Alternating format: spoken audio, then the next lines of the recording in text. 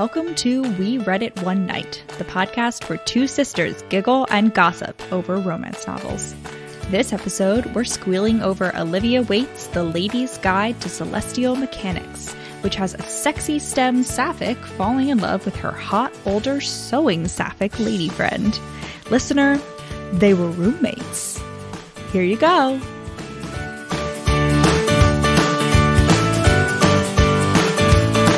Welcome to STEM Week Round 2. Last week, we did modern women in STEM with the love hypothesis. And this week, we're doing historical ladies in STEM with the Lady's Guide to Celestial Mechanics. And they're also sapphics, which is even better, in my opinion. So I feel like given this book is The Lady's Guide to Celestial Mechanics, it's appropriate to include a daylight savings rant here. And I feel like I've been seeing, maybe it's just targeted at me, but I feel like I've been seeing a lot more daylight savings negativity on the interwebs recently. Like I've just been seeing a lot more posts hating on it. I mean standard time savings, because we just left daylight savings. Yes, standard time relativity. Or negativity. No, so there was a lot of hate. There was a whole chat in my office, like group chat, where we all hating on daylight savings. So for those who don't know, daylight savings is literally pointless. And also it's been actually the change is pointless, okay? So I think the only reason we still do it is because the quote unquote real time is right now, and it's been getting shorter and shorter since like forever. I don't even know. So now, right now, there's only like 4 months of like quote unquote real time, 8 months of daylight saving. And I'm pretty sure Florida a few years ago was like trying to get on permanent daylight savings time, which Russia has done. And you know, love Russia, hate Russia. It's a great fucking idea. So I think what we should all do is go to permanent daylight saving time. That is my opinion. It is also objectively correct. My opinion. I'm sure, I don't know if everyone knows this by now, but there's like tons of research about how just the switching of the time like kills people. Like it's way more heart attacks, way more car accidents, just like all the negative things. It's completely unnecessary. Yes. You know what it is? What it is? It's the early bird lobby, okay? Our standard time benefits only the early birds, and like not even like the average Joe early birds, like the extreme early birds who get up at like 4 a.m. because that's when the sun rises now. Like it benefits nobody. Nobody is up. I'm losing like 4 hours of daylight every day because I'm getting up at a reasonable hour. My only conspiracy theory that I thought of recently is that somehow there's probably some study that like daylight on your way to work makes you like a harder worker. And so the corporations are like, yes, of course, we must give the people their hour of daylight before they come work for us, not after work during their actual free time, because that doesn't benefit us. I have no evidence for that, but I just feel like it's at the people plausible. Lobbying to go on permanent daylight savings. Godspeed, comrade. Godspeed. No, but So this book, The Lady's Guide to Celestial Mechanics, opens up on... by Olivia Waite. Indeed. Opens up on Lucy's former lover's wedding. So... yeah, bitch Priscilla. She has a bitchy name. No offense if your name is Priscilla, but like, I'm sorry. Like, if a character is named Priscilla, I automatically assume I'm like, this character is a bitch. And you know what? I was right. Immediately off the bat, Priscilla fucking sucks, and I hate her. So Lucy is about 25, mid-20s. She is a lesbian. She is living in, what time period is this? Like 1870s? 1816. 1816. Oh. It's 1816, Rachel. It says it at the beginning of the book. Way off. 1816, the beginning of the book. England. This is the Regency Era. Okay, Regency Era, England. She has, up until recently, lived with her dad and her brother. Her dad is an astronomer, and she has not only helped him for many years, but she's basically taken over like all of the hard math of his astronomical discoveries for like many years now. So she is like really smart, really good at math. She's a sexy lady scientist. Yeah. She's a sexy sapphic scientist. And until like a few months ago, she's been in a relationship with her school friend Priss. However, Priss a few months ago out of nowhere without giving Lucy any warning. It's like, hey, I'm marrying this dude. So Carrie. See you later. And Lucy is understandably devastated. She's really sad. And so she's like crying throughout the wedding. But lucky for her, she has her brother to comfort her, and her brother. No. Being sarcastic. It wasn't clear from your tone of voice. So her brother is like, hey, don't worry. No one's going to hire a lady astronomer anyway. So I'm going to sell your telescope. Lucky for Lucy, she is about to get a letter from the Countess of Moth, aka Catherine. So Catherine is known as like a famous explorer. She's been sending, I guess, like astronomical coordinates and data to Lucy and her dad for years. And that's been really useful to them in their astronomical work. But this time, Lady Moth is writing to be like, hey, sorry to hear your dad died. We really wanted him to translate this fancy physics astronomy book from French. Do you have any suggestions for someone else who could translate it? And Lucy is like, it's my chance to scam my way into a free trip to London and also translate this French celestial body book, which I don't remember the name. It sounded a little bit like Elephant, the person that wrote it. Their name sounded like Oliphant. You know what, Rachel? Here's the thing. I hate the French language. I hate it. I think it is horrible. I hate that they don't pronounce anything at all the way it should be pronounced. And so this person is going to be named Elephant for the rest of this podcast. I will not be bothering to attempt to pronounce whatever nonsense French pronunciation was going on there. It's not that hard to pronounce. So, more about Catherine, our girl Catherine, Countess of Moth, world famous explorer. Catherine is a widow. Her husband was named George St. Day, and George St. Day, a little bit about him. He is frankly the epitome of small dick energy. He is horrible. You learn about this in bits and pieces, but you pretty much like get the feel of this from the first time Catherine thinks of him. He was definitely verbally, emotionally abusive, and essentially like browbeat Catherine because she's like rich and a countess into like funding his scientific journeys, and she like didn't want to do any of that. And she like everyone knows her as this like wonderful traveling countess, but like she was like, I literally just had to do that because my husband was a dick and emotionally manipulated me for like 10 years. Which she doesn't realize at first is what happened. That's sort of like her journey throughout the book is like, oh wow, that was like way more fucked up than I even realized. Definitely, like she didn't really realize how bad it was until like she has a healthy partner, aka our girl Lucy, who is hanging out in Lyme, which is somewhere on the coast, and she's there and she's like, well, you know what? I frankly am a better astronomer than my papa ever was, and also I can speak French, which I'm going to have to take off some points for Lucy for speaking French because I hate that, even though that's literally the whole plot of this book is based on her ability to speak French.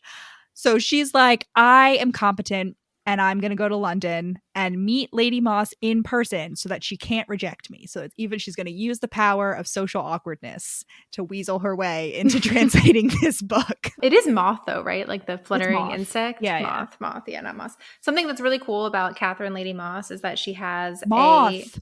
You just confirmed her name and then you called her Moss again. Anyway, it's cool that she has a title that passes through the female line. So that's why she was rich, and her mom made sure that her future husband couldn't just like take her money. And so that's why. It's not just a boys' club here in the British aristocracy, even though it mostly is 99% a boys' club. So Lucy puts on off to London. She arrives. And unfortunately, I don't know for who, but she almost immediately reminds Catherine of her late husband, George, because of her ambition, which is a red flag, understandably, for Catherine.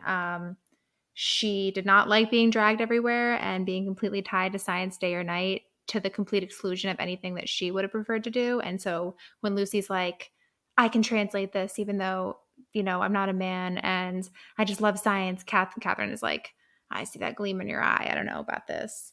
Yeah. And I think that's a really like fun, I don't know, I think that's a really cool part of Catherine's journey, is like realizing that it wasn't science that was bad, because she's sort of like blaming this all on science. She's like, it wasn't science, it was just the person practicing science who was terrible, and like it's okay to like be in the search for knowledge. Mm-hmm. And also I do, this is important. So Catherine's mom like collected a lot of cool shit, and George made her sell most of the shit. But one of the things that she has kept from her mom is this fun little tea set with lizards on the handles and like all these like fun little animals. And it's like constantly like this tea set just pops up constantly throughout the book. I do love a lizard tea set. I really love it. And I would like a little teacup with a lizard for the handle. Definitely. Really lizards, dinosaurs, anything along that line, I feel like would be really cool. Yeah. So yeah. Lucy shows up at Catherine's London house. She comes like with her luggage. Like she is not intending to take no for an answer. And by something that we should say is Catherine is translating this for some like science society that her husband was a part of, and that she basically funds this science society, but like they don't allow women.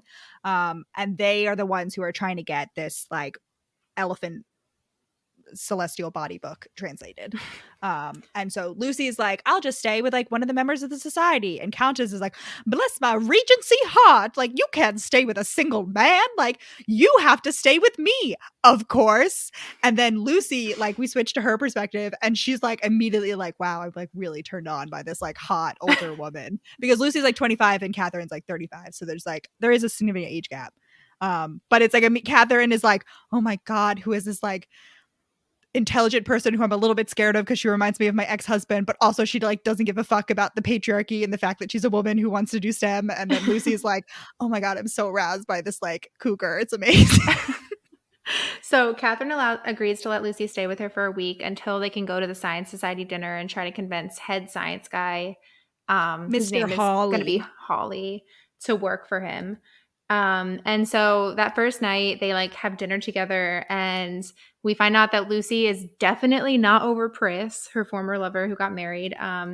Because Catherine asks her, like Lucy is wearing this dress that Priss had embroidered for her. And Catherine is like, oh, it's a nice dress. Where'd you get that? And Lucy bursts into tears and runs off. Yeah. And the butler gives her a little handkerchief, which is just very cute. I really like all the servants in this book. They're all cool. Yeah, it's interesting because so Priss and Catherine both really like to embroider, and they're both very good at it. But Catherine's better, frankly, because she's just better overall. But so there's like a little bit of like a rivalry for Catherine between like, she's like, part of her motivation, she like starts to like embroider a bunch of stuff for Lucy, and like part of her motivation is like making it so that Lucy never wears this dress ever again. Yeah. So that she's like, I'm gonna make her a lot of cool shit so that like she doesn't like wear any of Prue's outfits anymore. Or yeah, so I feel like for both of them, there's like this element of like, oh, this new person that I'm into shares some characteristics with the toxic person I was previously with. But it's just like learning to separate those traits from the person that has them, because they're not like toxic or healthy traits in and of themselves. Because it's like recognizing that like these traits can exist outside of like an abusive, unhealthy relationship. I mean, I don't know whether I would call Priss abusive, but she definitely sucks. Yeah. So and then Catherine is like immediately like, oh my god, like what the fuck, I made her cry. And it's because she's like so used to that with George. Like George's like emotions being all over the place and like constantly being scared to like walk around the house when he would give her the silent treatment and stuff. And she's like, oh my god, what did I do? And the next morning she comes to apologize to Lucy. And Lucy is like, why are you apologizing? Like all you did was compliment my gown. And Catherine has this like brain blast moment of like, wait a second, maybe I'm not 100% responsible for the reactions of the people around me. And it's so like, I mean, it's really like sad to like realize the extent of like what Catherine had to go through. But I'm also like, there's such cute little healthy like sapphic ladies like who like are not terrible and like are just good for each other and like make each other like realize like that they are worth, you know, something as people. I love it. Yeah.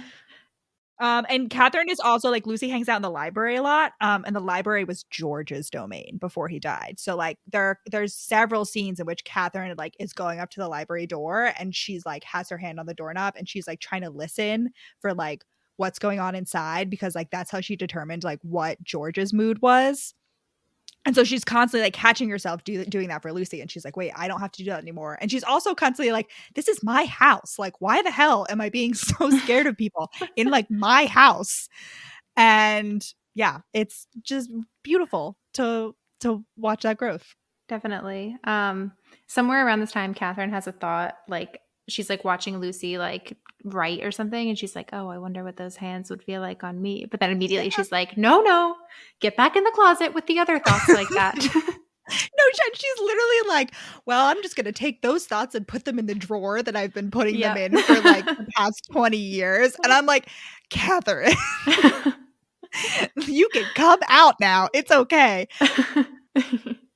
So, like, Lucy decides to start preparing a translation sample to show the society. And Catherine is basically like, oh no, like I have to warn her about how shitty these men can be. And she basically tells Lucy the story about like the first island she ever traveled to with George and how like the entire expedition was just like super shitty to the islanders and like ruined their like altar and like killed them with diseases. And I really appreciate that because you don't often see that in historicals, and especially in like Regency London romances where like they're just like, oh no, it's fine, like we are aristocrats and we're just not going to talk at all about how our entire fortune is based on imperialism and colonialism and slavery and all those things, and that doesn't exist in historical romance land.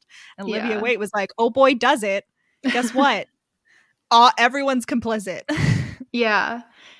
So Catherine is like telling Lucy about this partly to illustrate like, and then she segues it into like, what, the society, the men in the society, the science society are like super harsh. Like you have to be prepared. Like maybe you don't want to go there, and just like offer to translate this book. And then as soon as she says it, she like flinches in anticipation of an outburst from Lucy, because that's what George would do whenever she doubted him at all. And then Lucy reacts like a normal person and is like, oh, thanks for telling me that, but I still want to try. And Catherine is just like shook. She's like, oh my gosh. Like, yeah. And what? Lucy, we like get into Lucy's perspective afterward, and Lucy like immediately figures out like what's going on. She's like, oh, okay. So her ex-husband was a total dick.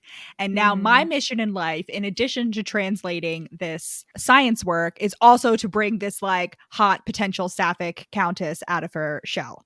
And I really, so for also I want to say that like Lucy specifically wants to make the translation accessible to everybody. Like she doesn't just want to do like a strict like scientific translation. She wants to make it like so that people who don't have a scientific background would be able to like read it and understand what is going on, which I really appreciate.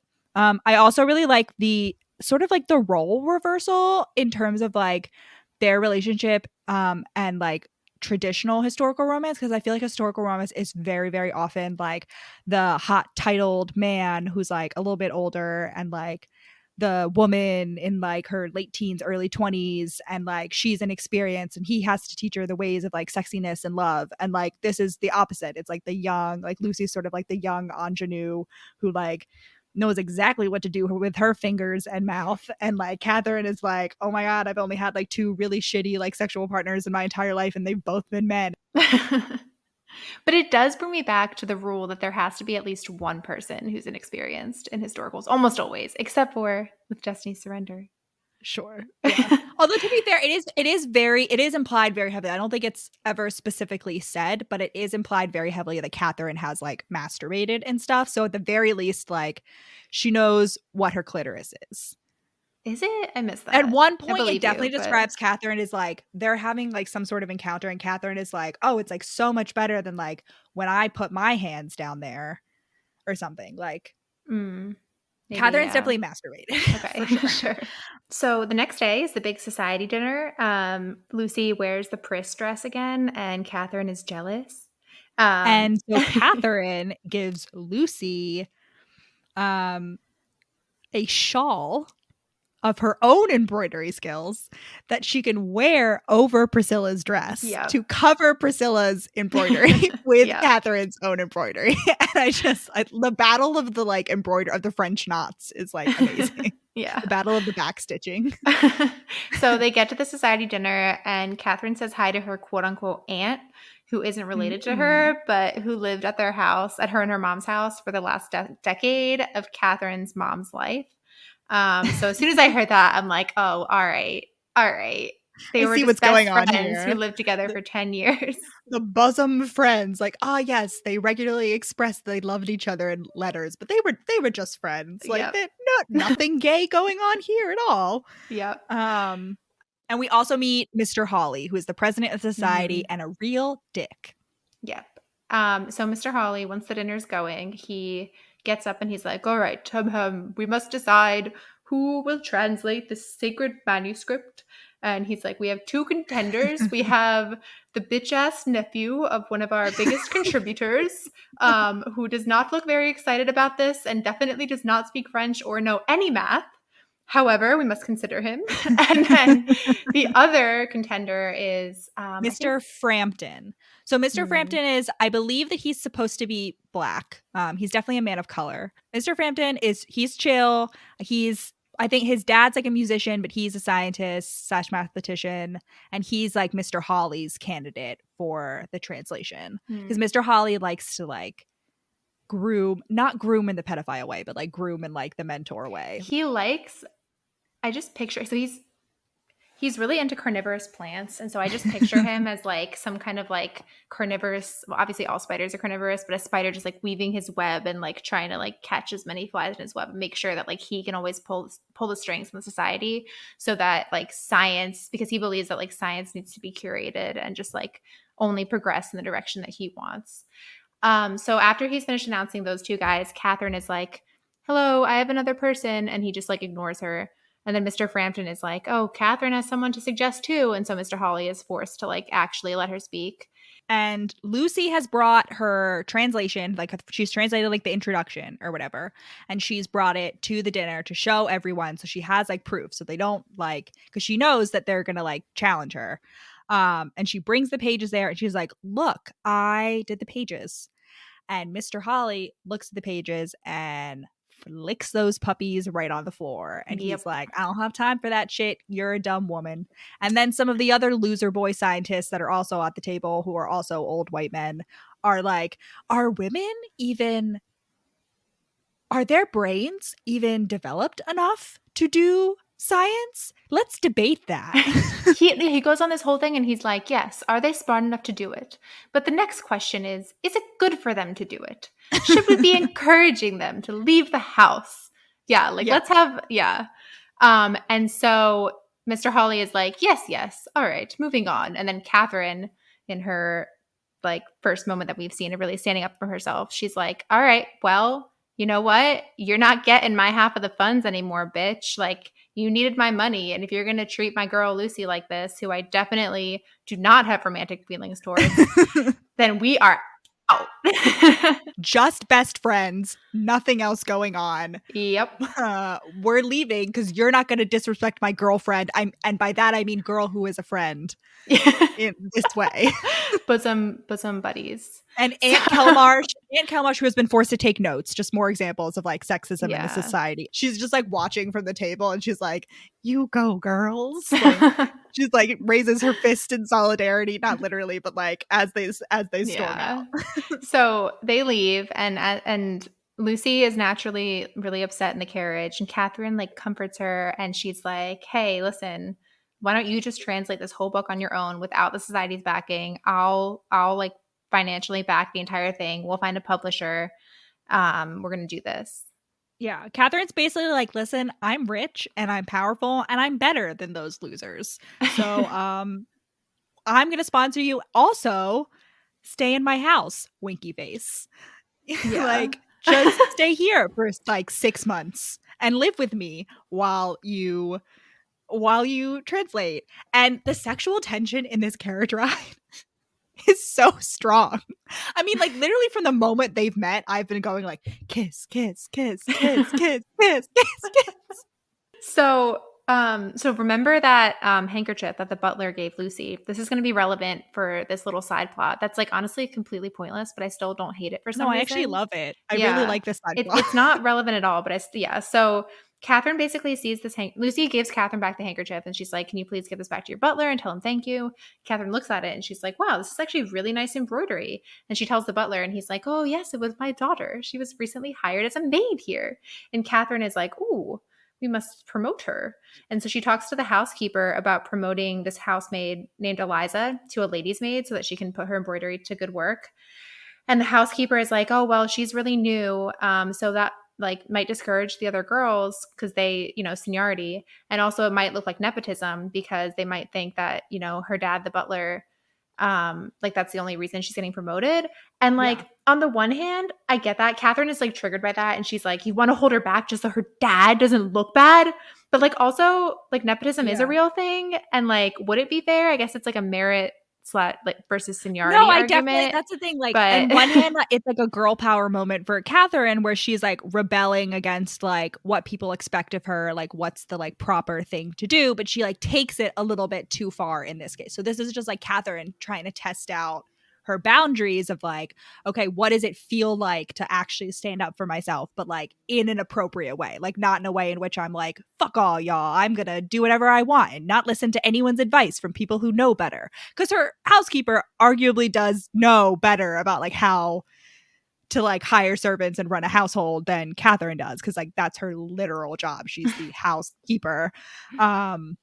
And the housekeeper is also like, it'll make my job harder because like they'll be angry and they won't want to listen to me because I'm ultimately the one who like gives Eliza the position, even though you've told me. Like, she's like, it's gonna fuck everything up, don't do it. And Catherine is like, meh, I'm an independent woman, I'm gonna do whatever I want and I pay your salary, so suck it. So she's training Eliza to be Lucy's lady's maid. So like Catherine's lady's maid is not getting replaced, but Lucy needs a lady's maid now that she's going to be, winky face, living with Catherine for the next 6 months. Yeah.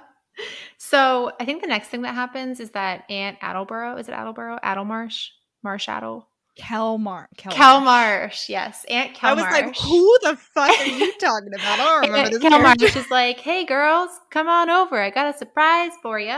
And it turns out that she has spent like the past several years rebuying and recollecting all of Catherine's mom's collection that was sold at auction. So her mom's goal was to collect like one sample of every species on Earth, which like seems kind of creepy. Like it's kind of like a taxidermy type situation, but also I love it. Yeah, the impulse. So it from Aunt Kelmarsh is really sweet, and we get confirmation that Aunt Kelmarsh and Catherine's mom were not indeed just friends; they were lovers. Yeah. And Catherine is like brain blast. Yeah. So yeah, Aunt Kelmarsh and Catherine are really close. They corresponded throughout her entire marriage for George, but they had to write in code because George would read all Catherine's letters. Because like most of the correspondence was for him, so he just like wouldn't check the address. And so Catherine was like, I keep getting the letters and they're opened and I don't trust that he's not going to read my outgoing letters too. So they had to talk in like flower code. And then when George died, Catherine just sends a letter to Aunt Kelmarsh and it's just like, George is dead, XOXO Catherine. And then Aunt Kelmarsh sends a letter that's just like, good, underline, XOXO Aunt Kelmarsh. And I'm like, I love it. Yeah, somewhere around this point, I began to be like, did George die of natural causes? Like, were we ever told? Did Catherine, like, slip a little? Because she definitely knows something about poisonous plants. And then I was like, you know what? Maybe he's not even dead. Maybe she just, like, pulled a, like, Black Pearl, like, Pirates of the Caribbean moment. And he's just, like, on some running island, like, watching her ship fade into the distance. That was, like, what I wanted to happen. Maybe it was a bear that took him out. How appropriate. And Catherine just stands off in the distance, like with her rifle, and she just like makes the very conscious decision not to kill the bear. Exactly, like the man in the article. He had a firearm but chose not to use it. She's like, the bear is worth more than George same day. No, but George had like caught some sort of like disease or something. Like that's what it is. It is stated how George dies later on in the book. Like George caught an illness or whatever, and hopefully died a very long and drawn out and painful death, like the little bitch that he is. In my like headcanon version of this, like Catherine puts something that she knows is poisonous in his tea, and then he dies. And then they question her, and she's like, "Oh well, I'm not a botanist like you've all been telling me all these years. I didn't know. Me thought it was a simple chamomile." And they're like, "Oh yes, of course." Like, this is silly woman. She wouldn't have the intelligence. yeah. Headcanon accepted. I really like that. So yeah, they go to Aunt Kelmarsh, and Aunt Kelmarsh, she has a garden, and it's a lesbian shell palace. She has taken back all the shells from Catherine's mom, and she's like put them all and like decorated her garden and made this like cute little palace. And yeah, Catherine is suddenly realizing like, and they were roommates. Like they lived together. Oh my god, like Aunt Kelmarsh was there for like my whole childhood, and my mom and her were like really close and like constantly taking walks around the grounds and constantly like giggling by the fire at night. And like, oh my god, in the wake of my queer awakening for Lucy, like this suddenly means something very, very different. And Lucy is obviously like immediately figures it out. Immediately, she's like, oh yeah, like you must have loved her a lot. Winky face, like, like sounds like you guys were super close. And Catherine just has like queer panic. She's like, what the fuck? Well, Catherine is like, this is opening up a whole new world. I didn't realize this was possible. And her next thought, of course, is like, how do I woo Lucy without potentially scaring her away? She's like very respectful. She's like, I don't want to make it awkward for her. Like I recognize the power dynamic that she's a guest in my house and I'm like funding her research. So how do I woo her? Like put out little tendrils and let her step away if she wants to.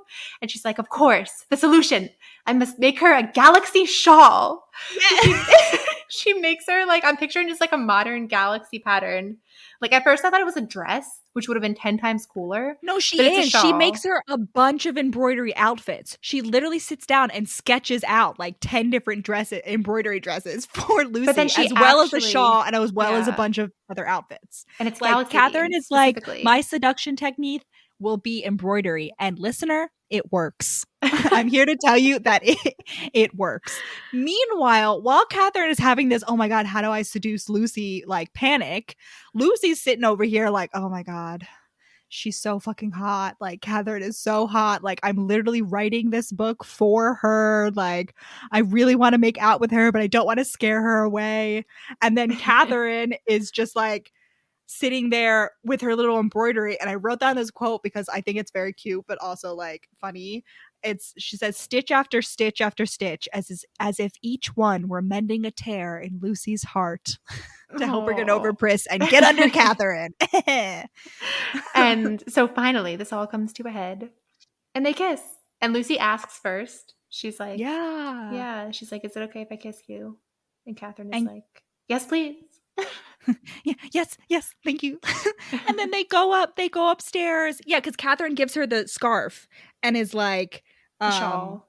Yeah, the shawl. Okay. Is there a difference between a scarf and a shawl? I think a shawl is like bigger, like wider, generally, like wraps around your shoulders, whereas like a scarf is like, I don't know, maybe not. I don't know. Anyway, yeah, Lucy gets the shawl and is like, oh, I see how the good old lesbian embroidery seduction technique, a classic move. Like I see what's going on here.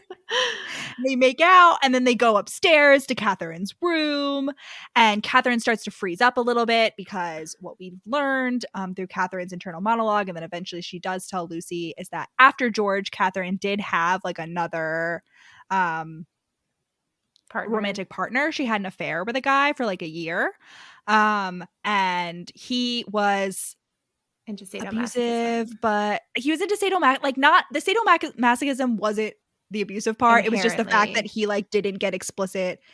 Like Catherine was like consensual, quote unquote, but like not really. Like she was very much like, it was basically like the opposite of George. She was just like relishing in that lack of control. And they broke up because he proposed marriage. And Catherine was like, oh my god, I cannot marry anyone ever again. Absolutely not. I can't have that. And so that's part of the reason that she's like really into this relationship with Lucy in the beginning, because she's like, oh, I can have this relationship and there's no possibility that we can ever get married. But obviously, as Catherine starts to realize that not all romantic relationships are terrible and unhealthy, she's like, oh, I kind of wish that we could get married later on. But right now, she's like, I'm a single lady and I'm having sex and it's great. Yep. Except they don't have sex this time, which is very cute. Like they're making out and Catherine starts getting comfortable. And Lucy like is like, oh, do you want to stop? And Catherine is like, oh my God, I like the concept of stopping never occurred to me that like this would be something that like I was allowed to say. And Catherine and Lucy is like, well, yeah, duh. Like it should be exciting and like comfortable and good for both of us. And if it's not, then like we should stop and like until you are comfortable with it. And Catherine again has like a brain blast. Like she just like cannot fathom that like someone would have this approach to sex and like be respectful of her as a person and not just like a sexual object. Yeah. So it takes like a few, is it like weeks? Like how much time passes? It's like a week. Like every like night, slow. they make out every night and they like slowly like undress. They slowly just like take off more clothes until eventually they're naked and we have the first sex scene. And it's very cute and lovely. And they make each other come. Very sexually satisfying, very consensual, very communicative. The 3 C's of sexiness. And then the next morning, naturally, Catherine's maid walks in on them. Classic. But her first thought is like, oh, well, it's not the first time the servants have had to keep secrets. After all, the only reason I agreed to go on so many voyages with George was to like keep his number of victims to a minimum, because when he couldn't yell at me, he would like yell at the servants, and like he wouldn't dare to do that on a ship. So so the maid walks in on them naked in bed. And Catherine is like, fuck. And the maid is like, what? Like, I didn't see anything. What are you talking about? And so later on, Catherine has like a conversation about this with her maid, and the whole nepotism thing comes to a head because this poor lady's maid thinks she's getting fired and like replaced because Catherine has seen fit to promote this like very new housemaid to lady's maid. Also because Catherine has been like dismissing her for the night and like not using her services to like undress, because obviously Lucy is undressing her. And so the maid thinks that she's going to get fired because she thinks she's going to be like replaced. There's also like a racism element in here because the maid is a woman of color. It said that she has like darker skin, and that she's like, yeah, my sister warned me that if they start bringing in like younger, lighter skinned maids, that I should like be worried. And obviously Eliza is a white woman. And Catherine tries to like sort of pay her more to like ostensibly make up for not like, I guess her sisters, the woman that the maid's sister works for, like would give her secondhand clothes to like supplement her income that she could then resell at secondhand shops. But Catherine doesn't go out a lot, so she hasn't like had any secondhand clothes to give her maids. So she's like, oh, like I can supplement your salary. I can just pay you more. And the maid's like, she's like, you don't have to buy my silence, like, which is like good, like ride or die servants, but also like charge. I don't know if I had like a time machine, I go back and tell them like charge the aristocracy for every set. Like you can be a good person and still want to be paid well. Those are not mutually exclusive things. Money is not evil. Like, yes, money does not buy happiness, but it's a lot easier to cry in a nice, comfy bed than on the floor. Just saying. So the next thing that happens is that Lucy and Catherine are off to this like science society talk. So they go to Mr. Edwards' talk. Mr. Edward is the hotshot, like hot boy scientist who's also kind of cool. Yeah, I don't think he matters. I imagine him as like standing up on stage and like, I don't know, somehow shooting like lightning bolts out of his fingers and just being like, pew, pew, pew, science. And then like slicking his hair back and be like, yeah. And then all the ladies swoon, which is like, I feel like essentially how he's described. And then afterwards, they have tea with the disgruntled Mr. Frampton, who, if we remember, that was the dude that the Science Society president, Mr. Hawley, wanted to translate the book. However, Mr. Hawley made it so that he had to team up with that like bitch ass nephew who was just like super incompetent. We learned that Mr. Frampton has ditched the bitch ass nephew because he's so incompetent. And basically is like talking to Lucy about potentially joining her, but also about how he has this great idea for basically what sounds like a calculator. Like he wants to invent a calculator. Which is historically, so the woman who invented the original calculator was it Ada Lovelace? It was, I'm pretty sure, Lord Byron's daughter. I think it was Ada Lovelace, and she was around in like the 1830s. So this isn't like too far off. Like this idea was definitely like bumping around at this time of like primitive calculator. So yeah, he wants to invent a calculator / computer basically. And he has left. He's like debating whether he even wants to enter into the society because he's like, I don't know, it doesn't seem like that useful. And Mr. Hawley kind of sucks. And like bitch ass incompetent nephew is like incompetent and like I don't want to deal with him. And they had a disagreement. Like the nephew wanted to translate something. He wanted to do the whole book in like Newtonian physics because Newtonian is British. Like in like a worse notation. It was whatever. notation. He wanted to use Newtonians, whatever, because Newton was English and like he's the end all be all, like according to bitch ass nephew. And Mr. Frampton is like, no, I think that we should use like a blend of things because like that's what the French author uses, and like this won't make sense if we only use Newton. And obviously because bitch ass nephew's uncle is funding this now that Catherine is no longer funding it, bitch ass nephew gets his way. Yes. And in case you were wondering, I'm pretty sure in the modern day, almost no one uses Newton's notation. They use Leibniz notation. So yes, this is historically accurate. We basically just like are getting more and more breadcrumbs of like what is Mr. Hawley's character. I mean, I guess we like already knew from his treatment of Lucy and Catherine at the dinner how shitty he was, but basically his entire MO is just like not really caring about like the best science possible, but basically just caring about keeping his own control and like being the one who gets to select who gets to move forward in the field, and who gets the most funding. He loves to like pit people against each other. He loves to like talk badly about like one society member to another society member in order to like curry which favor. We'll see his, like, later. whole thing. But first, yes, let's go to the art museum exhibit. Indeed, time to go hang out with Stupid Stephen and his artist friends.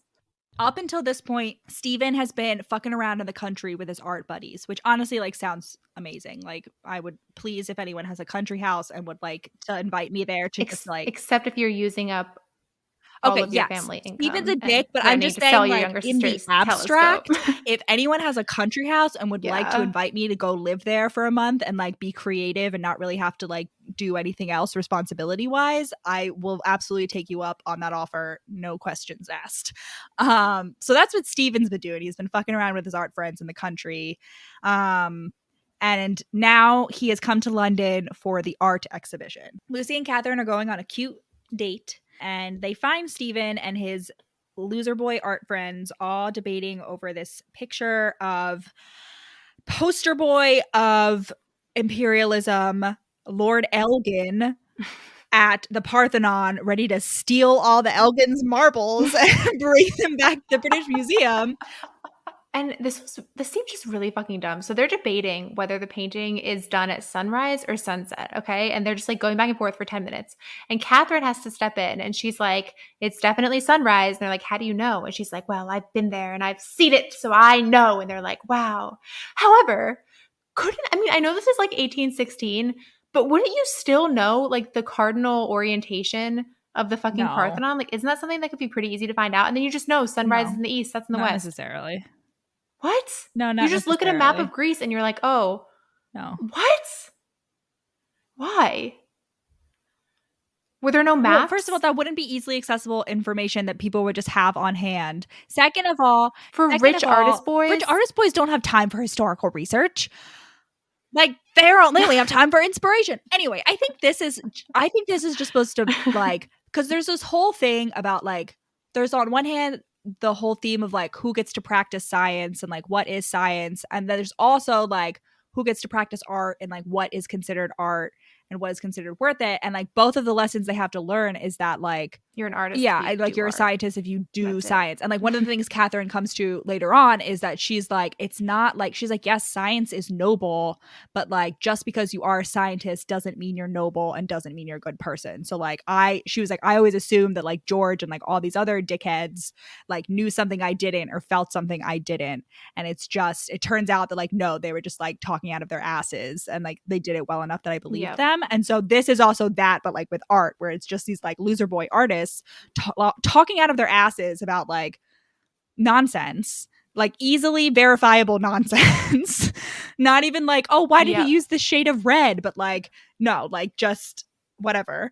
And how like Catherine still feels she feels inadequate. She doesn't feel like her embroidery is art. She doesn't feel like she is an artist because she's not a painter, because she's not like chatting around, like talking about this art stuff, she can only contribute like this one thing to the conversation because like she's been there, but like she can't actually engage in like quote unquote artistic discussion. And so like part of the journey is like her learning to be like, yeah, I'm an artist. Yeah. I feel like, yeah, I relate to this a lot. Like, I feel like I've historically been very susceptible to that line of thinking, like, oh, everyone else says this is hard, so it must be like really hard, and I should just like not try it. And I feel like, yeah, I feel like that's something that's really hard to get over. Yeah. Because every time I think I've like figured it out and I'm gonna stop believing it, the next thing comes along, and I'm like immediately just like, oh yes, this must be true. Just because everyone else is like talking it up so much, it must be so much work. It's like, all right. Yeah. It's just hard to know if you, yeah. Like it's hard to remember that like basically everyone is like fudging it a little bit. Like everybody is like just winging it and like nobody really knows what they're doing. And it's like hard to remember that. Meanwhile, Lucy is like, I am a woman of science and I don't know shit about art and I don't even have travel experience to contribute to this conversation. So I'm gonna go leave and hang out with my gay friend, Mr. Violet. And they have cute little queer banter. Mr. Violet is also an artist, but he's like chill and they're just like hanging out. And then Catherine is talking to Dick Boy Steven, and Steven is like, oh, I hope Mr. Violet and Lucy get married. And Catherine obviously gets very upset by this. She's just like across the room, like watching them like what appears to be flirting, but really is just like friendly, like banter. So Catherine goes out. Catherine meets Mrs. Griffin. Mrs. Griffin is also, she's doing like really like fast and like very faithful recreations of all the like famous art in the place so that she can sell it at her print shop that she runs with her husband. And then Lucy comes out, like meets Mrs. Griffin, and like they all become like business partners. Because Catherine is like, oh, hey, we have a book and you own a print shop. Can we discuss you printing Lucy's book? And Mrs. Griffin is like, yeah, sure. Like, sounds good. Come on over like later in the week and like we'll all have a chat about it. And so they do that. I don't know if anything big happens except like Catherine talking over terms and Lucy being like, oh, so she can talk about money. So, okay, back to Eliza. Now we get back to Eliza. It turns out that Nepotism girl is not actually that good at being a housemaid. A lady's maid. And so Lucy like sees this and she sees her like book of sketches and she remembers that Mrs. Griffith, the printer, was like looking for an apprentice. And so she's like, oh, I have a great idea. And she goes to Catherine and she's like, hey, why don't we like recommend Eliza for this job as the apprentice? Like, I think she would be a lot better at it and it wouldn't cause all this strife in the house that's resulted from you unduly promoting her. And Catherine, of course, immediately thinks like, oh, well, of course, Eliza would want to go to the printer and draw and do real art instead of embroidery. I can't hold her back from this. Catherine is just like constantly thinking how like quote unquote beautiful and useless she is. Really sad. It's like really sad. And Lucy's constantly is like, you are beautiful, but you're very useful too. And Catherine is like, no, I'm not. And Lucy is like, yes, you are. So it's time for Mr. Hawley to come crawling back like out of the sludge. Mr. Hawley, aka Science Society president guy, writes Lucy a letter and asks her to come to dinner with him to quote unquote mend the breach. And when she gets there, he's like, sorry, I shut you down like at the dinner. I just want to make it clear that I did know that you could do the science. However, I was just afraid that the loser nephew was going to sexually harass you. So that's the reason I shut you down. It was for your own protection. And Lucy is like, that sounds fake. Also, I don't hear an apology. Mr. Dickbag.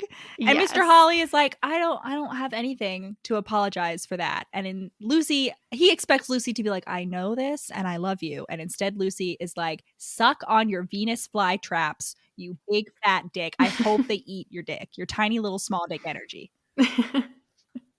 So naturally, like a second later, we find out why he's putting on this little show. It turns out the dummy nephew is not doing well. The entire project is, to put it lightly, crashing and burning. And he wants her back. And he's like, oh, if you come back, like I could be your mentor. You could like help with this. You'd be doing like a great service to science. And she's like, well, I already have a mentor, Catherine. And this is where he brings in his little like always talking shit on people. He's like, well, Catherine's dumb, and because her mom made sure her money stayed in her control, poor George couldn't spend it on whatever he wanted.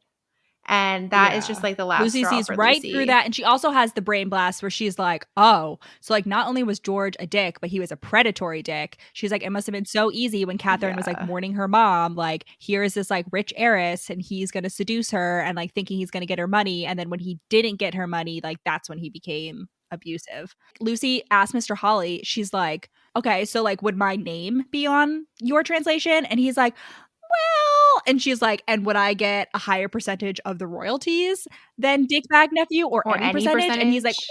Yeah. well, and she's like, would I get admitted into the society even though you don't admit women? And he was like, I'll consider it. And she's like, fuck you. And fuck the house, fuck the Yeah. broom you flew in on. Yep, and she storms out of there. So Lucy just goes back and she's like, you know what? I'm gonna put my head down and write this fucking book. And she writes it. It hits shelves. It's a super success. So at this point, I'm sitting here and I'm like, all right, they've said I love you. Lucy's book is a success. What else is going to happen in this book? Is George going to come back from the dead? This is where I had the thought of like, was George abandoned on an island and he's about to like putz back into the picture? Unfortunately, or fortunately not. Yeah, Lucy has the mega success. They have a little ladies book club too, and the ladies are like, we couldn't find your book. Oh, It was all yeah. sold out all over town. And they're like, oh my gosh. And yeah, we're like, what could possibly ruin this perfect happy ending? And then you remember, hang on, there are a lot of men in this book, and wherever there are men, there is chaos and tragedy. So Lucy and Catherine, Lucy now has like some money because she's getting some royalties, and because Catherine negotiated for her to have very high royalties because she's a businesswoman. They go on an empowering shopping day. They have like a great day, buying all new dresses that Catherine is going to embroider for Lucy because she's still seducing her. And then they're walking down the street and they see a painting, and it's a painting of Lucy, except that she's like bimbofied, basically. Like it's like Lucy, it's like Regency Playboy with a telescope. And it's like basically it just outs Lucy. So Lucy had written with just her first initial the translation so that no one would know she was a woman. And now this painting has outed her as a woman. And surprise, surprise, who painted it? Stupid Steven. Stupid Steven painted it for money. Most charitable interpretation is that he was just too much of a dummy to realize how much trouble this would cause.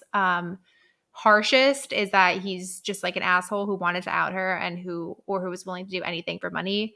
You choose, listener, which you believe. And so naturally the consequences of this are very harsh. Lucy starts getting hate mail from people, like negative reviews from people being like, I am shocked that I was forced to read a science book or any book or see a woman in a painting. And at this point, Catherine is like, I'm going to read all your mail from unknown people, which is never really, I mean, it does come back into play like in a negative way later on. But no, it definitely like, comes back to play. Catherine, I don't know, it was just surprising to me that Catherine like didn't realize that like that's what George did too. Like that it's sort of like not portrayed as much as like, oh no, Catherine's becoming, and because I was like, oh no, Catherine's like kind of becoming like George, but like I guess it's another one of those situations in which like, oh, this trait isn't inherently toxic. Like it's okay for Catherine to be like, I'm going to screen your hate mail so you're not reading your death threats on a normal basis, versus like George reading all her correspondence with her beloved pseudo aunt. Yeah, for sure. And like pretending it's because he couldn't like he could read the letter, but he couldn't read the address on the front and see who it was for. Yeah. So because of all this like hate mail Lucy's getting, Lucy is like, you know what? I just want to get away from the city. How would you feel about going back and hanging out at my house in the country on the coast? And they have a little beach holiday. And so off they putz. Yeah. And so I really like this reference. They're like walking along the coast and they find some like ammonites or like, you know, little fossils. And there's like an aside where they're talking about like, oh yeah, remember that girl down the coast a few years ago who found this like giant lizard snake thing and no one knew what it was? And that just reminded me of, remember that book that we read that I've tried to find on the internet? I don't know if anyone else has like heard of this book, but it's like allegedly where the poem she sells seashells by the seashore came from. And the entire book is about like this girl who finds like a dinosaur fossil. And it's specifically, I just remember it was like the eyes were as big as dinner saucers. Do you remember Yeah, that? I have no idea what it is, but the dinner saucers thing is like sticking out to me. I think it might have been like the first complete fossil of some kind of There's dinosaur. so many fucking dinosaurs in this part of England. Like it's literally called, I'm pretty sure it's called like the Jurassic Coast or something, because there's just so many fucking dinosaurs. Yeah. So Catherine is like doing her cute little shell collecting, and Lucy's like, oh, you're so cute with your little shell collecting. And then they're walking back up the cliff, and they get to the top of the cliff, and who do they see but Priss the bitch and her very nice husband Harry, who's unfortunately a straight man married to a lesbian unknowingly. And they have a great interaction between Catherine and Priss. And I wrote down this quote where they shake hands, and it's described as two gloved hands gripping tight on the edge of a sheer cliff.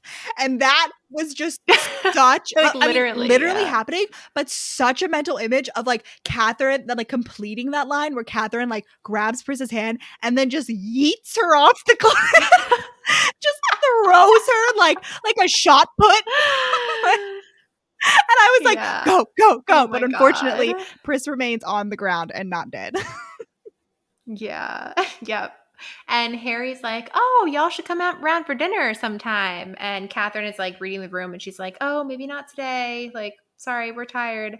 But they do get roped into coming for dinner like the next night or something. And it's like a very cordial evening. Like, I mean, Harry and Catherine are talking at one point, and Harry's basically like, oh, yeah, like, I think Harry, it's implied that like Harry kind of knows that Priss is like not, like Harry's in love. Or at least that Harry's Lucy. in love with Priss. And I feel very bad for Harry because like this sucks. Like nobody, like on one hand, like yes, I do feel bad for Priss because she's in this like situation of being a woman in Regency England who doesn't have much choice outside of marriage. But I still feel very bad for Harry because like Lucy's very explicitly like, yeah, Harry's like a really nice guy, and like he doesn't deserve to be in what's essentially a loveless marriage.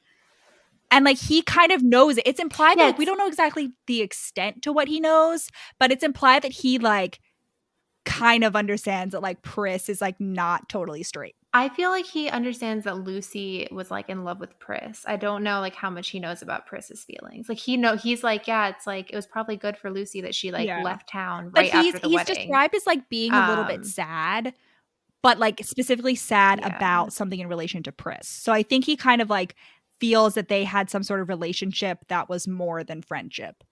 And yeah, I don't know. I don't think Harry like knows everything, but I think he like kind of has the sense that something's off. And I feel very bad for him. Poor Harry. He deserves better. Yeah. Maybe Priss will die and then we'll have a hot widower romance with Harry. Harry Eliza. No.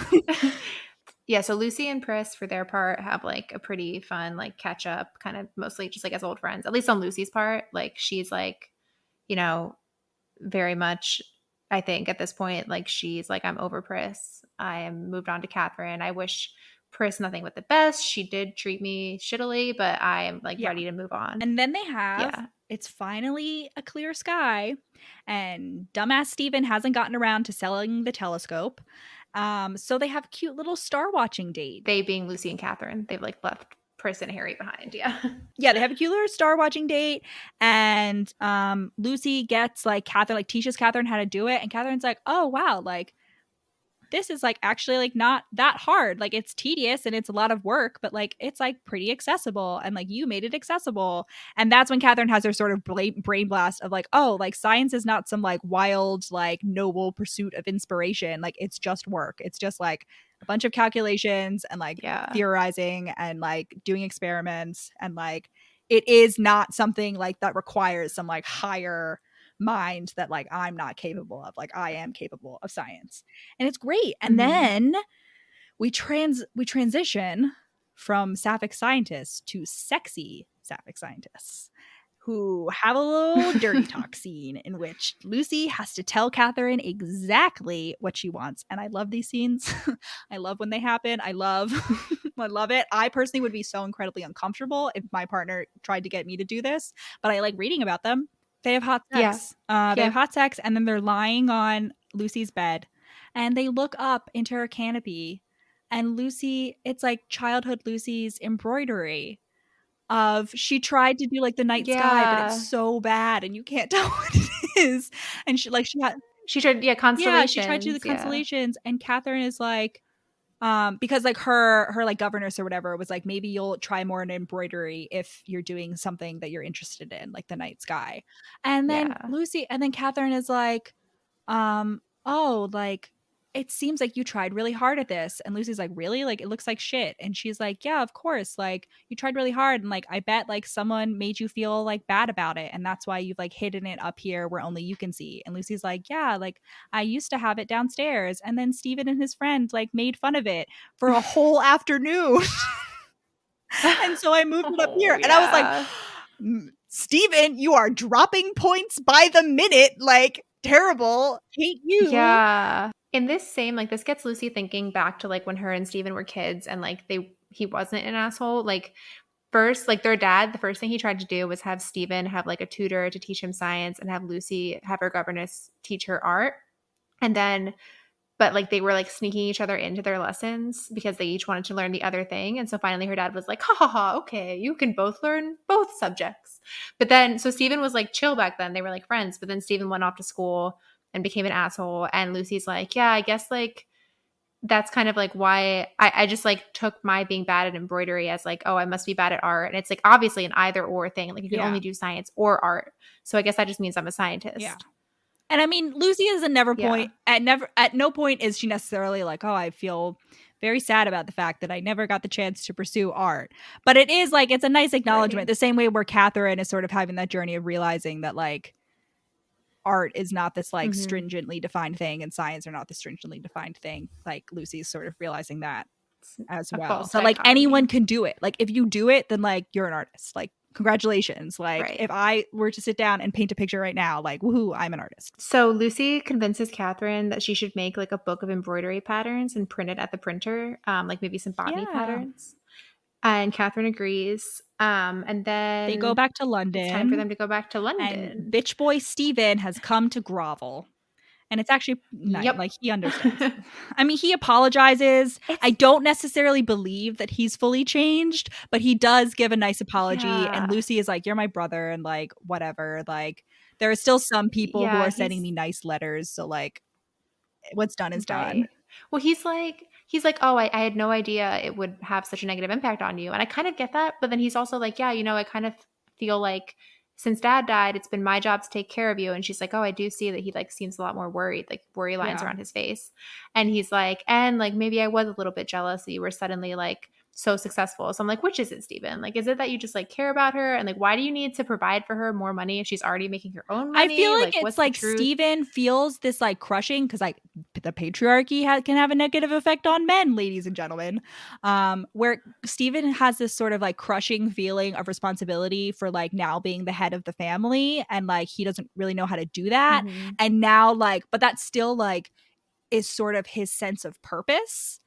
And now that Lucy doesn't really need him anymore, like, even though like it's better objectively because like he doesn't need to feel as much responsibility to provide for her, she's still like taking away his purpose in some way. So like I can see like how he would like I can see like how those two feelings would be able to exist simultaneously. Definitely, yeah.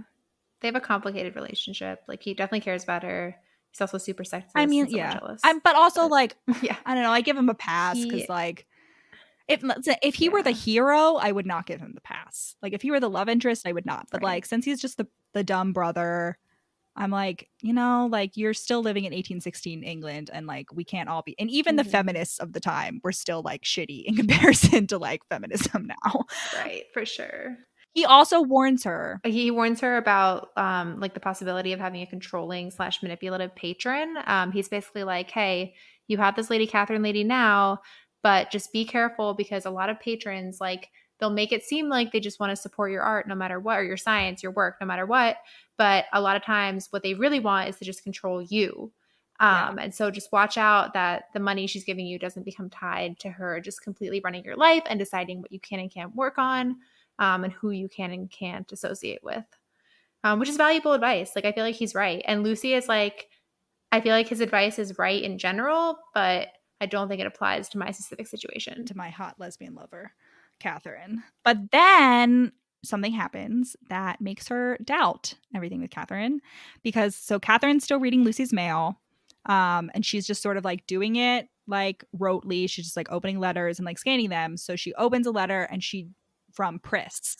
It's from Mrs. Like, it's from Mrs. like whatever her name is, Wolchetsky like or something, Witherby. And she doesn't, she legitimately doesn't recognize that this is Priss until she opens it.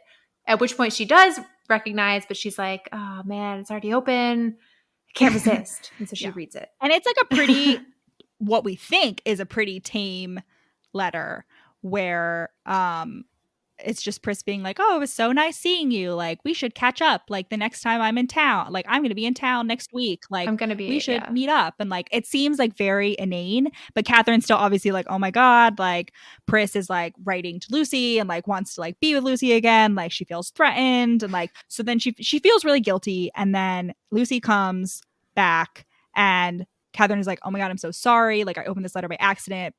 And then Lucy's like, yeah, but you didn't read it by accident. Like, you purposely read it. And Catherine's like, I'm really, really sorry. And Lucy's like, warning, warning, warning. Maybe Stephen was right. Like, and she's just generally upset. And Catherine's like, Lucy's like, I need to talk. I'm going to talk to Priss because like I need to like nip this in the bud. And Catherine is like, I don't want her in my house. No, you skipped over the big reveal, which is that the letter is nowhere near as innocuous as it seems, because apparently Priss had the same issue with her parents that Catherine had with George. So Priss's parents would also read her mail, and so she had to learn to speak in code. So she always writes to Lucy in a code where like the real message is the first, just like a very simple, like the real message is the first letter of each sentence. And it says, I still love. And Lucy gets really fucking pissed at this. She's like, of all the goddamn manipulative things to do, like this bitch is sending me this letter after marrying another guy and not telling me about it. And she like tears it apart and then like throws it into the fire or whatever. She wants to, And then Catherine's like, I don't want this woman in my house. She's like reacts sort of in anger. And Lucy is like, well, it's a pretty sensitive conversation. Like, we can't go to like the local tea shop. Like, we kind of need to be in private. And Catherine's like, of course. Okay, bye. Catherine is immediately just like, well, Lucy's leaving me for Priss. Like, of course she'll go back to Priss. Of course she loves Priss more than me. And she's just like immediately like resigning herself to this. And from Lucy's perspective, she's like, oh, fucking Priss. Like, I just have to like nip this in the bud. Yeah, like you said, nip this in the bud and just like shut her down in person. But that is not what Catherine's thinking. She is upset at Catherine for opening her mail. She is like, she does like remember Stephen's words, and she is like, oh no, like is Catherine starting to get possessive? She's also trying to prevent me from seeing Priss. Like, is this what Stephen was talking about? So the next morning we have this like tense yet heartily delicious sounding breakfast scene. So Lucy and Catherine are at the table, and Catherine, as like a way to procrastinate talking to Lucy, she's like loading her plate with thick slices of bread, toasted bread, and like loading it on with as much butter and jam as it can hold, and pound cake and more. Well, this was kind of gross, but more eggs than a hen can lay in a week. Everything was delicious up until the point that I was reminded that British people eat like almost exclusively hard-boiled eggs. Also, I'm pretty sure like I don't know if that's true. Kippers made an appearance, and kippers are also repulsive. For those of you that don't know, kippers sounds like that's a cute word. You would think kippers would be something delicious. No, kippers are dried salted fish with the fucking but they like the eyes are still in there. The scale, it's like the full fish. And it's horrible and it's disgusting, and British people have no taste in food. I can say this. I lived there for 6 months, and I can confirm that British people stole the whole herring, stole all the world's spices, and then decided, nah, we're not going to use them on anything. We're just going to have bland boiled food and giant full fish. Well, no. Back to the – wait, sorry. This is also very much tangent.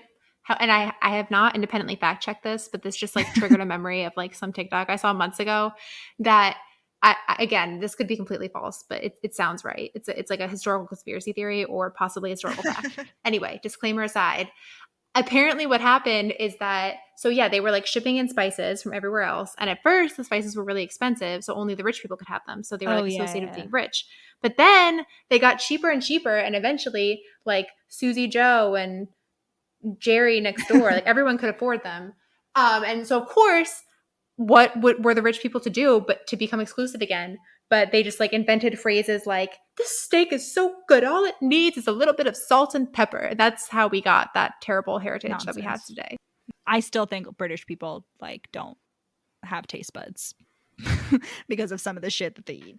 Like bacon, gross. It's just ham. It's just flat floppy ham. Everyone likes bacon. That was the wrong choice. Their bacon is not Canadian bacon. It's not cooked. Like it's cooked like to the amount that you have to cook ham in order to make it not poisonous. Everything is steamed, but it's like not crispy. It's just floppy and fatty. Like the benefit of bacon fat is that it like makes it like crispy and like delicious when it melts. But they don't do it. I ordered bacon. I ordered an English breakfast once, and I got the bacon, and I was like, "What the fuck?" I was like, is the pig outside? Is it just Canadian? Wait, no, because Canadian bacon is like those round cuts of ham. Round shit. This British bacon is in the shape of bacon. It could be turned into bacon if it were cooked. And also it's sliced, I think, a little bit thicker, but like it has the potential to be good bacon. Instead, they just don't cook it.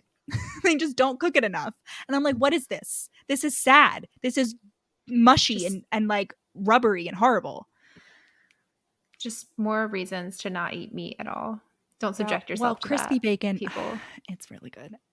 Leave the meat eating to the bears.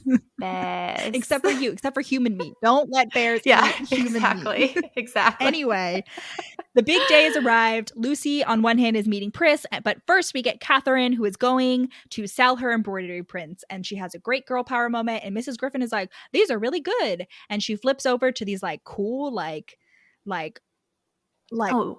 fashion couture dresses like that Catherine's it's like this like seafoam like lacy dress with like wood looking like collar and like waist thing. Like this is why I'm saying like I want like an illustrated companion book, because like I want to see what all of these things like look like, because I am very bad at visualizing things that are described to me in words. Oh, I feel like I can visualize this. I don't know. I feel like I want an illustrated. Olivia Waite, you have 2 buyers right here of illustrated companion to the Ladies Guide.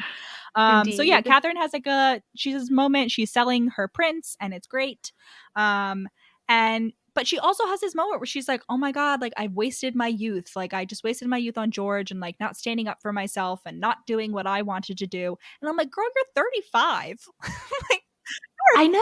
She's like constantly referred to as like a matron. Like when they go to that ladies book club, Lucy's like, yeah, there's plenty of other matronly women. Like, I mean, listen, I get it. Like this is Regency England. So like, yes, like they all thought that like women started to wither on the vine at the age of like 18. But like, I'm still like, Catherine, you got like 50 years left at least. Like you're okay. Maybe, yeah. Well, yes, she does, because she's rich and she doesn't have to bear children. So her life expectancy is through the roof. On the other hand, Lucy is meeting with Priss, and the butler is on Catherine's side. I love the servants. Yeah. So we learned about this before. Catherine has like 2 parlors/salons that like people can be met in, and she has her own personal nice little sunny one in the back that's smaller, and then she has the blue one at the front of the house, and it's cold and it's formal and it's not welcoming. And Lucy intends to meet Priss in the nice one, but then when the butler comes to get her, he's like, I put her in the blue room. And Lucy's like, I know, I see the way the wind is blowing. Like I'm interpreting the message, like received and understood. Yep. And so so they come in and Priss is just like, well, I want you back. Are you ready to be back with me? Of course. I know you only came to London to sulk, and I hope that my apology will allay your wounded pride. But it's time for us to be together again. And Lucy's like, bitch, like you're assuming that the only reason I came here, first of all, is because of you. It's like the entire world revolves around you. And she just like realizes, she's like, oh, this is like the side of Priss that like used to come out more when we were when we were in school, and I was like hoping it wouldn't come out again. Priss is basically just like very self-centered, Surprise, and just surprise. as soon as as soon as she gets any indication that Lucy is not going to let her have her own way, she just starts like flinging insults, and she's like, oh, I bet you think you're going to get with this like old lady Catherine, like, well, she's going to get tired of you immediately. Yeah. Like, she's and Lucy's like, what? Like, you fucking got married and didn't tell me. And Priss tries to pull the card of like, oh, well, I had to get married to get my money, which is like true. Yeah. But you could have talked about it. You could have like done Yeah. anything else. Yeah. First of all, Lucy's like, well, I don't have to get married, and Catherine and I have a relationship, so that's fine. And also, yeah, I was like, even though I've hated Priss from the beginning, I like still had a measure of sympathy for her because again, she is like a woman with very little choices in 1816 England. So I get it. But then when she comes after our girl Catherine and she's like calling her old and like assuming that like she's not good in bed and like throwing all these insults, and I'm like, oh, like rolling up the sleeves. I'm like, I am ready to fight this bitch. Like, I'm ready to carry her back to life and fling her off the cliff myself. Like, do not speak of the Countess of Moth in such a disparaging way. Like, keep her name off of your gross little, like, bitchy lips, you horrible person. Do not insult Catherine in front of me. Yeah. And Lucy's also like, what about your husband, Harry? Like, what about him? And Priss is like, oh, well, he's a man. And Lucy's just like, what? Like, he's like a super nice guy. We've been friends since we were kids. Like, he does not deserve this. Like, you just don't care about him at all. And she's like, well, I feel like that probably means you don't care about me actually either. Yeah, she's like, Harry, she's like, so you're like, your wedding vows mean nothing? And Priss is like, yeah, like, obviously I'm a lesbian. And like, Lucy's like, yeah, but Harry meant them when he said them. So anyway, yeah, Lucy realizes, she's like, wait a second. I'm in a cool house with a bunch of very loyal servants. I don't have to deal with this shit. She's like, I don't have to argue, Priss. Like, we're broken up. Like, I never have to talk to her again. So she opens the door and the loyal butler is waiting out there with Priss's hat and coat and is like, bye, bitch. Like, let me escort you to the door. Like, because Priss is like intending to like keep the argument going and like follow Lucy out. Yeah. But then like the butler's there and he's like, hey, get the fuck out of my house. Visiting hours are over. And she throws Priss out on her ass. And then the butler has like a very like subtle little like, just an FYI, like, we all really approve of your relationship with Catherine, and we all think it's pretty chill, and like, you're also really nice and not abusive like her ex-husband. So A+ from the servants, but all in like a coded, subtle way, because we can't, God forbid, we say the word lesbians out loud. Yeah. So even though Lucy has just like totally handed Priss's ass to her, Catherine doesn't know this. And she comes back like still fully in her mind being like, oh, well, like Lucy must have gotten back with Priss. She's about to leave any day. And then we have this like very confusing conversation. I like really didn't understand. Like, we go from Catherine like offering Lucy an allowance and to potentially be the heir to the earldom, which like, is that even possible? Could Catherine just like choose her heir? Well, she can theoretically choose all her personal money, anything that's not entailed. But like within the span of a sentence, we go from that to Catherine just like waxing poetic about how they can't possibly have a future together because science and art are too different. Like, I don't know. It was just very confusing. But I think it's really just, I agree. It was a little bit, it wasn't necessarily straight to follow, but I felt like it made sense. Like, I think this was one of those situations in which you're just kind of screaming at the page and you're like, just communicate already. Yeah. Just like say what you actually mean. But I didn't mind it in the way that I have in other situations, like just communicate situations, because I feel like their reactions made sense in terms of what we know of their insecurities, like what they both need to like overcome in order to have the happily ever after is what comes out. Like, this whole conversation is like Catherine assuming that she's too old and too dumb and like too whatever to like be with Lucy, and that Lucy is going to get tired, and like now that the book is published she doesn't need Catherine anymore and she's going to move on. And Lucy is like assuming that like Catherine is also like getting tired of her and she doesn't want to like pay for her anymore. Or, like she just views her as like something to control instead of like as a partner. And so like both of those things are coming out in this conversation. But luckily it does not last long.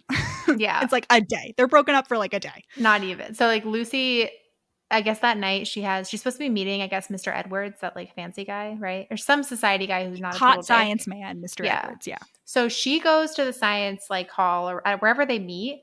And when she walks in, she's like, oh, that's weird. Like everyone's pointing and staring at me and like whispering about me. Like, why is everyone acting weird? And she just like, what? She's like, whatever. And like frolics off to Mr. whoever's office. And as soon as she walks in, he's like, oh, I didn't expect you to show up. I guess you haven't seen. And she's like, seen what?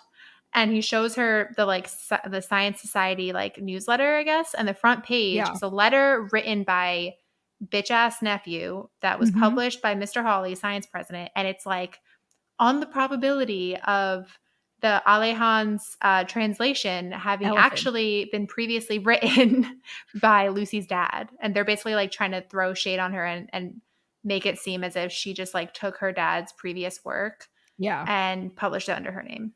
And the stakes are really high because Lucy is like, this will literally follow me like for the rest of my academic career. Like every time I do something after this, there are going to be people who are assuming that I've like plagiarized this from someone else. Right. And another thing is that like before her dad died, so like towards the end, he basically lost interest in doing like any sort of rigorous mathematical calculations and just like delegated that all to her. And he published some like really like wacky ideas, like theories about like cities on the moon or like elephants and the stars, some like weird shit. And Clouds in the letter on the also, sun. That was my favorite one. Oh yeah. Rain clouds. Yeah. And the letter implies that like, oh, maybe she was behind those, maybe, which like just makes it's just like the most convoluted. It's like, oh, like he plagiarized her and then she plagiarized him in the way that makes her look the most bad. Like what? But there's no implication that it would have been bad that her dad plagiarized her. Well, I think it was more that she was pretending to be her dad. Right. But he would have been pretending.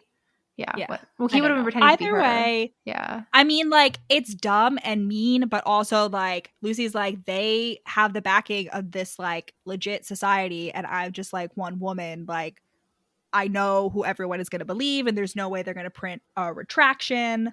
And, yeah, she's, like, understandably very upset about it. And then things go from bad to worse. They don't go for bad. Well, sort of. Luckily, she doesn't have long to stew in her juices over this because along putzes Mr. Frampton, who, if you remember, is our friend who wants to make the calculator and who previously was supposed to also be translating the manuscript but gave up because of the asshole nephew's incompetence. And he's generally a good ally. Yeah, he's a good ally. And so he putzes up there and he's like, good news. The society, I got them to invite Alejandro, the French dude. I got them to invite him to the society. What is it called? The society. Oh, what's it fucking called? It's like the annual winter dinner meeting. Or whatever. It's called, whatever, the conference. I don't know. And he's like, good news. He's going to come and he will almost certainly want to debate you. And Lucy is like, what the fuck? Like, how dare you? Like, what do you mean good news? She's like freaking out.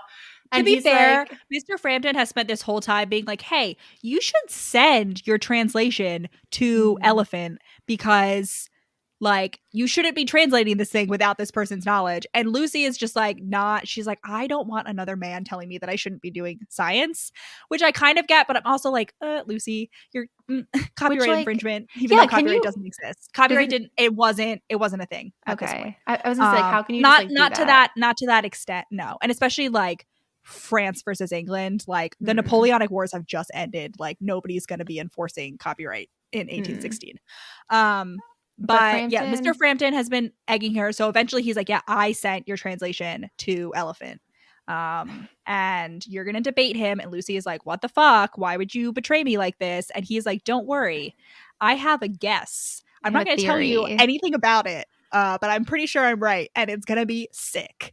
Yes. And Lucy is like, what the fuck? Yeah. And I just like love a good public vindication, and that's what I could immediately smell in the air. And don't worry, it will deliver. It's great. Like the finale of this is just fabulous. So Lucy is like, fuck. I'm gonna have to debate this smart guy in 3 months. I need to go prepare. You know, it's possible that Frampton's theory, whatever the fuck it is gonna work out in my favor, but no matter what, I have to like make sure to learn every single subject this guy could possibly ask me on. Yeah. So she immediately runs back.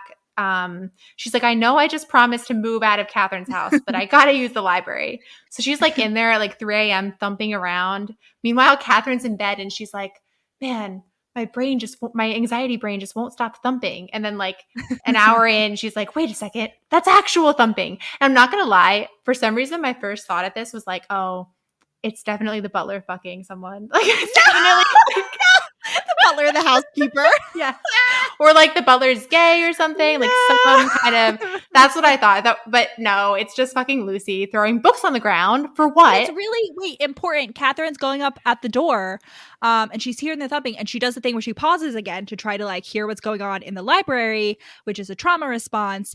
But then she realizes like, hang on, like, yeah, I'm nervous as to what I'm going to find, but like, I'm not scared of Lucy the way I was like scared of George. She's like, I'm pausing, but like, it's not for the same reasons. Like, I'm not like worried that like she's going to yell at me like the moment I go in there, which is really nice and healthy. Yeah. So Lucy has been pulling books off the shelf, books, and she realizes that there are a bunch of women scientists that used to like write to the society all the time and like do science, and they've just been silenced and like had all their shit stolen. Surprise, surprise. That's as if that's not the history of science, is like women having their shit stolen by men. She finds out that Mr. Hawley, the society president, has a sister who's responsible for like half of the, is it comets? Like half of the star discoveries or something in the last half century. Yeah, she like made all these discoveries.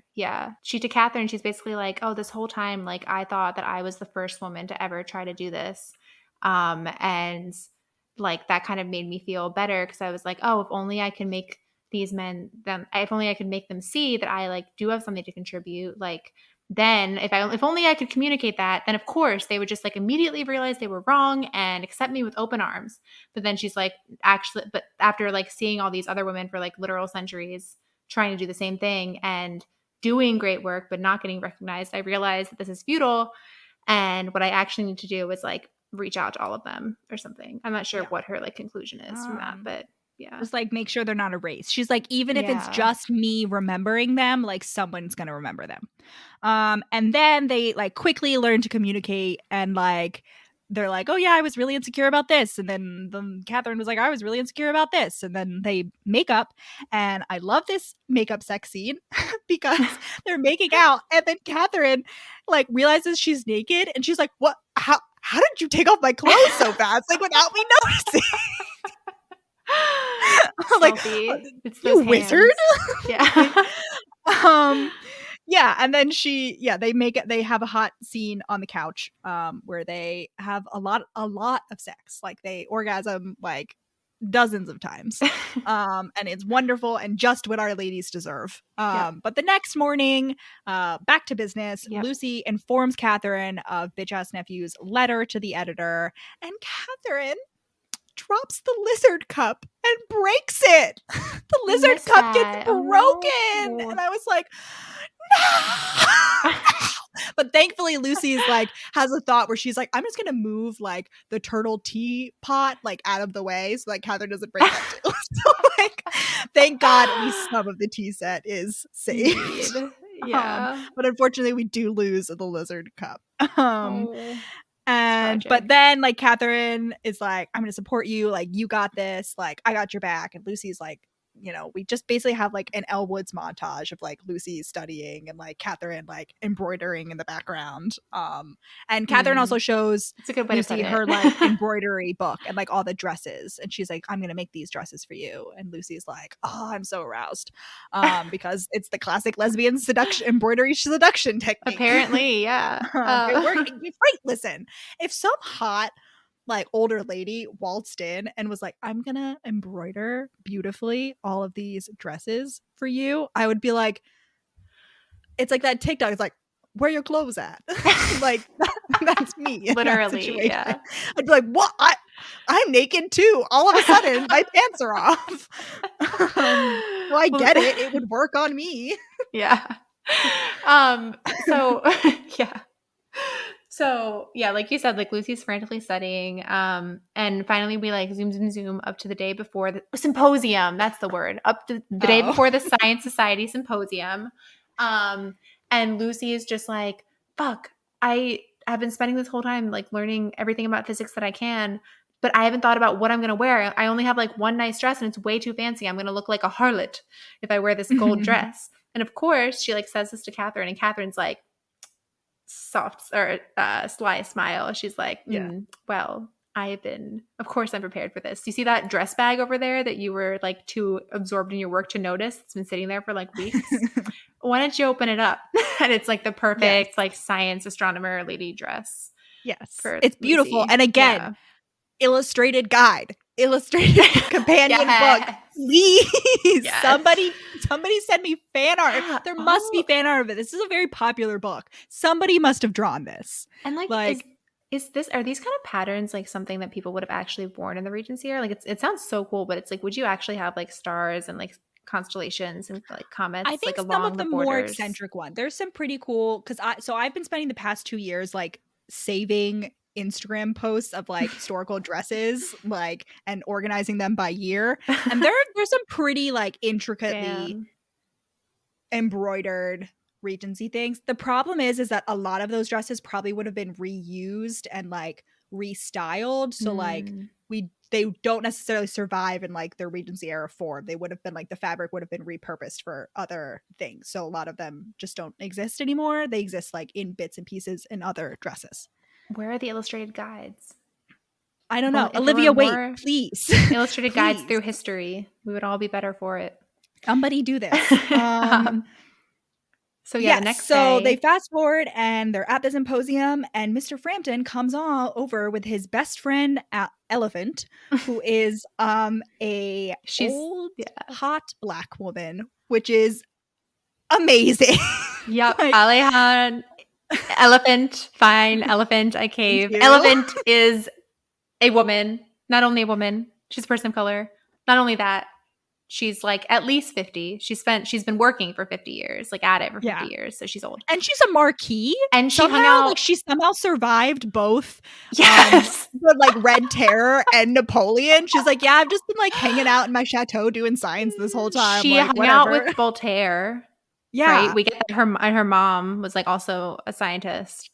And she's like, lovely to meet you. I'm not even going to attempt a French accent. I just can't do that. But she's like, the audiobook narrator did a very good French accent, and it really grated on my nerves because I also hate the French accent as well as the French language. Oh, I don't hate it. I just can't do it. It was a good one though. It was very well done. I have to appreciate that.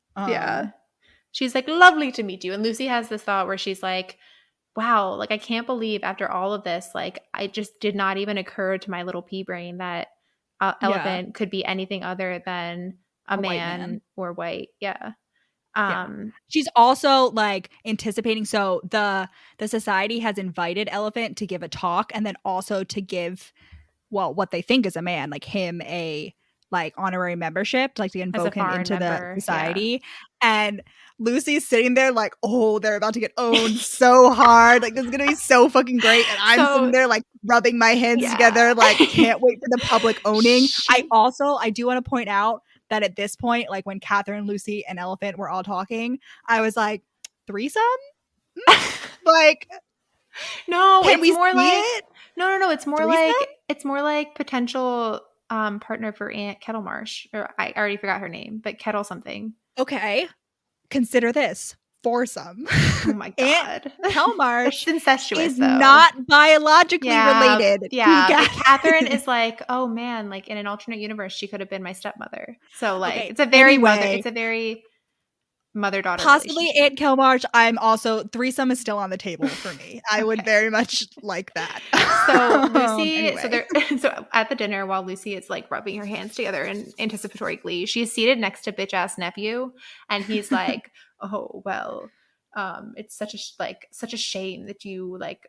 I forget how it comes He's up. But like, you won't basically, be here. Like, oh, he's like, oh, the food is always really good at the symposiums. Not that you would know. Like, you won't be here next year. And Lucy's like, yeah, maybe I won't. And he's like, what?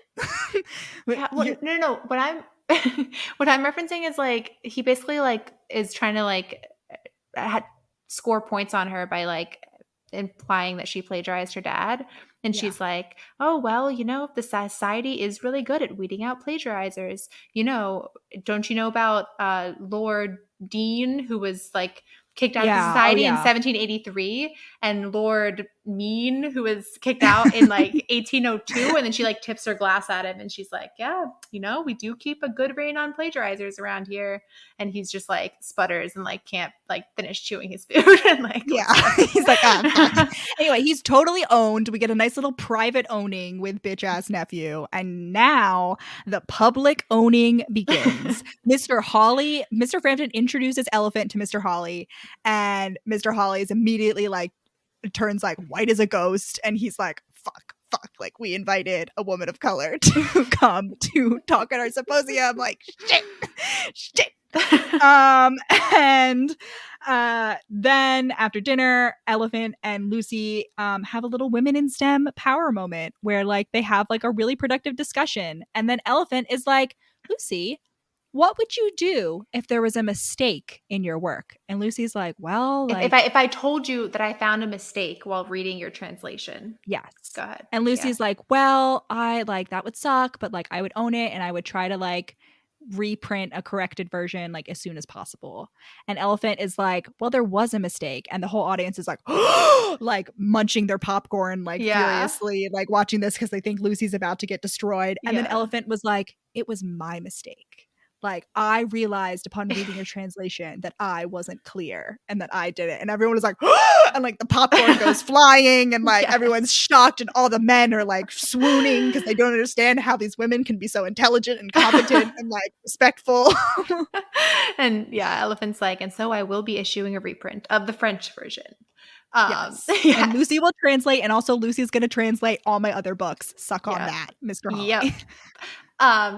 So that's excellent. And so I forget like now, okay, so it turns out Catherine, she has taken Lucy's idea to remember the woman scientists and ran with it. So she's been writing furiously to all of these women scientists and seeing like who's still doing science, like who's given it up, like who's dead, like who, like she's getting all the updates. And she's invited a bunch of them to the symposium. And one of the people that has been invited by Lucy and Catherine is Mr. Hawley's sister. Oh, she was invited? I missed that. Yes. Okay.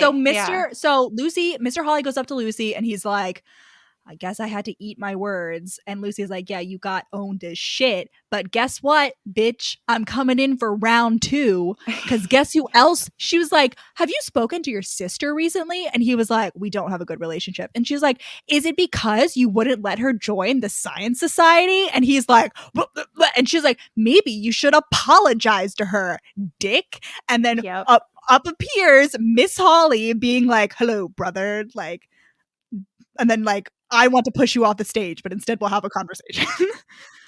And then last scene, there's one more scene. Yeah. So this whole time, Lucy and Catherine have been wondering, they're like, we can't get married. Like, how can we have some sort of like lasting relationship besides like us just deciding to like live together? Like, how can we sort of like tie ourselves to each other legally and like financially in similar ways to marriage?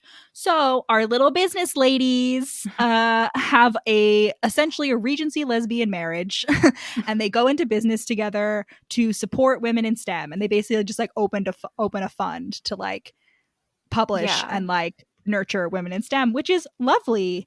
And I was grinning from ear to ear at the end. I was like, you guys are so cute together. Like, look, you're gonna change the world. Yeah, it was great. So that was the Ladies' Guide to Celestial Mechanics, and it's at first glance, a weird, but after reading the book, entirely appropriate title, because it is a large plot thread is in fact the main characters writing a lady's guide to celestial mechanics. Are you okay? My mic just fell into my boobs. It's okay. Okay. Yeah, anyway. Let's talk about the cat scale. Catherine is very cat-like, Lucy's very dog-like, and no actual cats, unfortunately. I feel like with like science, you really could have like weaved in some cats, but I maintain that Catherine counts. Well, and it's historical, so we know it's CAT, right? Am I wrong? That's true. It is CATH. Yeah. Okay. Cat. All right. Wait, let me. Okay. 1, 2, 3, 5. 3.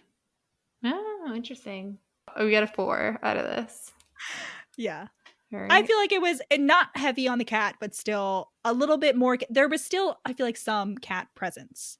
Whereas like Destiny's Surrender didn't have like any cat presence, and it just got like a courtesy number. Yeah. I feel like cats would love a telescope or embroidery thread to fuck with. Yes. They would be a menace. Very, oh God. Exactly. Like Catherine and Lucy should never get a cat because like they would just fuck up all of their dreams. Yep. Yeah, but it would be a cat wonderland. Their house would be a cat wonderland. Indeed. Okay. Where can they find us, Rachel? Instagram, We Read It One Night. Twitter, We Read It Podcast. And Facebook, We Read It One Night. And at Gmail, we read it one night at gmail.com. Please leave us a review. If there's anything that you think we can do better, we would love to hear from it, either in a review or by email. If you leave a review, even if you're giving us constructive criticism, please also give us 5 stars. That would be lovely.